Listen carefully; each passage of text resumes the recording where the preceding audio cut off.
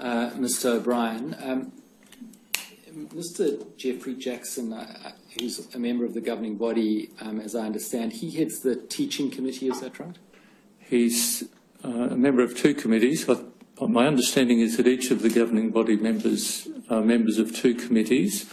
I understand he is a member of the writing committee and the teaching committee. Yes.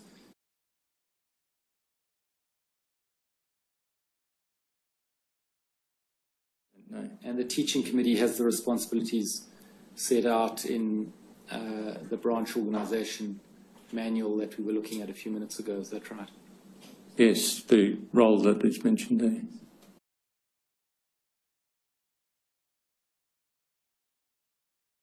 Your document entitled Branch Organisation January 2015, and as coordinator of the Australia branch, I take it you're reasonably familiar with this manual? Yes. And on the following page, do you see at paragraph 15 there's something called the Teaching Committee? Yeah, paragraph 15, yes.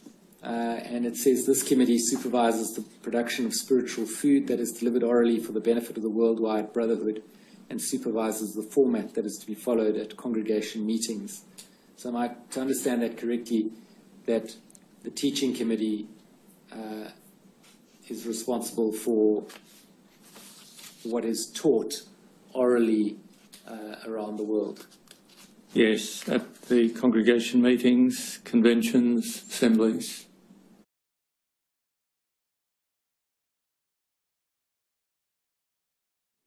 And I understand that you've not served as a member of the governing body, so I'm asking you from what your understanding is. But your understanding is that the 7 members of the governing body, as a governing body, meets weekly, does it, every Wednesday?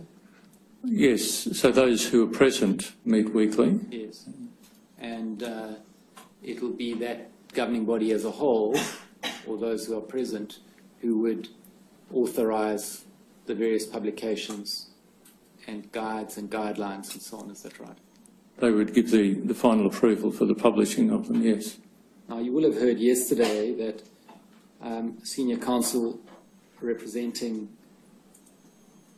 the Jehovah's Witnesses in Australia and the Watchtower Bible and Tract Society of Australia said that Mr. Jackson would not be likely to be able to assist this commission because his role is in the translation of matters. Now, that you accept as a clear variance to what you've explained in your evidence?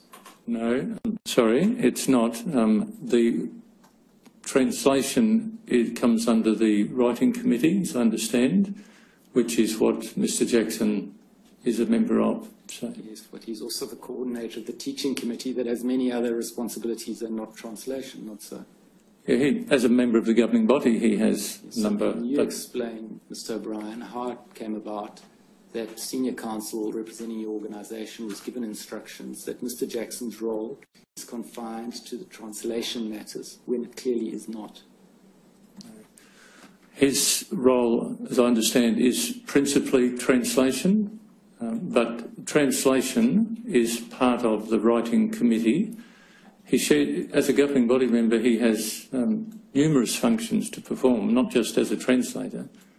Yes, indeed, and as a consequence of those numerous functions, he would have knowledge across a whole scope of activity of the governing body, not so? I guess he would have... Far beyond translations. Yes, yeah, more than translation. Mr. O'Brien, did you give those instructions to senior counsel?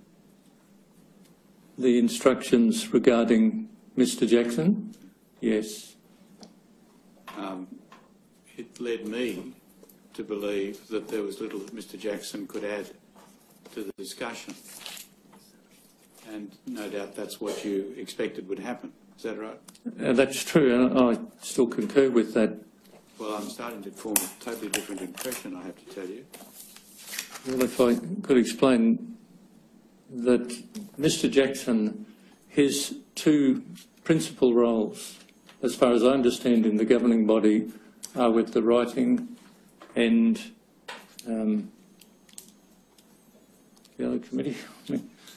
The 2 committees I've mentioned, the writing, and part of that involves translation. Mr. Jackson was in the Pacific Islands for many years, understood many of the Pacific Island languages, helped. Well, I understand that he may have a role in translation, but I'm now coming to understand he has a significant role in relation to teaching, but also the general affairs of the Jehovah's Witnesses.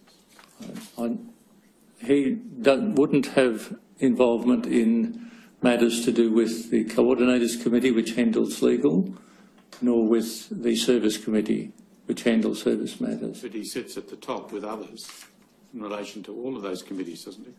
No, they're different governing body members are assigned specifically to different committees. I understand that, but nevertheless, the governing body, I assume, has the ultimate say in all things. When things come back to them as a governing body, yes. And he's a member of that. Yes, he's a member of the governing body. He's here in Australia.